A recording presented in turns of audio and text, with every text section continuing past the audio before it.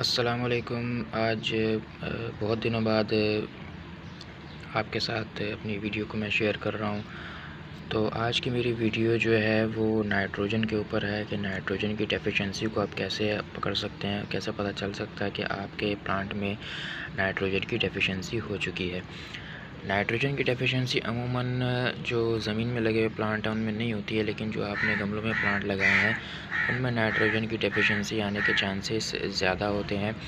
तो उसको देखने का सबसे एक तरीका ये आसान तरीका ये है कि जो आपके प्लांट के लीव्स हैं उनमें जो ग्रीन कलर है वो कम होने लगेगा। जैसे मेरे पार्शिकुला का प्लांट है, इनको फर्टिलाइज़र की ज़रूरत तो नहीं होती है, लेकिन इनमें नाइट्रोजन की कमी आ रही है। इनके पत्ते जो हैं वो बिल्कुल लाइट ग्रीन कलर के आ गए हैं और जिस पॉट में भी हैं वो भी लाइट ग्रीन कलर में आ गए हैं, क्योंकि मैंने काफ़ी अर्से से काव डंग या यूरिया फर्टिलाइज़र का इस्तेमाल नहीं किया अपने प्लांट के ऊपर। तो उसकी वजह से मेरे प्लांट में नाइट्रोजन की डेफिशिएंसी आ रही है। और नाइट्रोजन की डेफिशिएंसी जब आती है तो आपके जो प्लांट के लीव्स हैं वो येलो होने लगते हैं।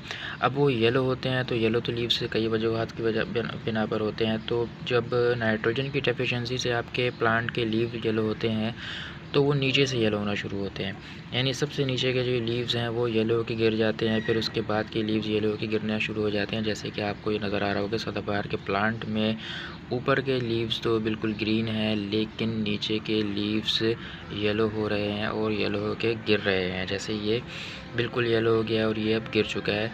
तो इसी तरह से बाकी दूसरे प्लांट्स में भी ऐसे ही हो रहा है कि नाइट्रोजन की कमी की वजह से इनके लीव्स गिर रहे हैं।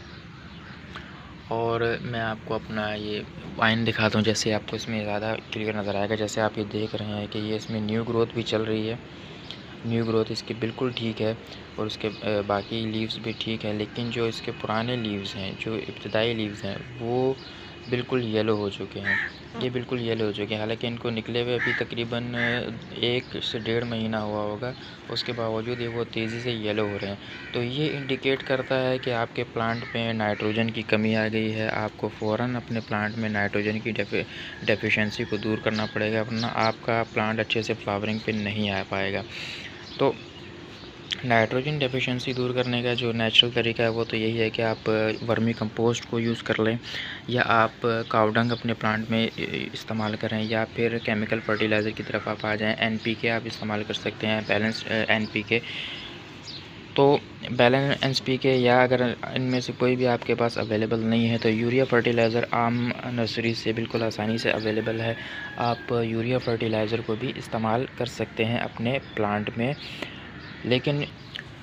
लेकिन यूरिया फर्टिलाइज़र इस्तेमाल करते हुए आपको बस ध्यान रखना होगा कि आप उसकी ज़्यादा एक्सेस अमाउंट को ना इस्तेमाल करें, यानी जितना बड़ा गमला है उसी हिसाब से आपको यूरिया फर्टिलाइज़र अपने प्लांट में ऐड करनी है और फिर उसको तने के पास अपने प्लांट में शामिल नहीं करना है। तो ये नाइट्रोजन डेफिशिएंसी के बारे में मेरी एक छोटी सी वीडियो थी।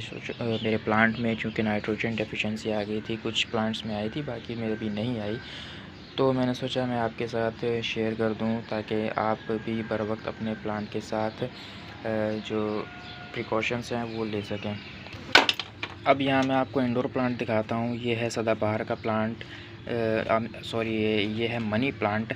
इसको मैंने सैंड में ग्रो किया था। इसको मैंने जब से ये ग्रो हुआ है इसको मैंने कोई ख़ास फर्टिलाइज़र नहीं दी है। तो आपको नज़र आ रहा होगा इसके लीव्स जो हैं बिल्कुल लाइट ग्रीन कलर के हो गए हैं, हालांकि इसके ये लीव्स का ये कलर नहीं है। ओरिजिनल कलर जो होता है काफ़ी डार्क होता है।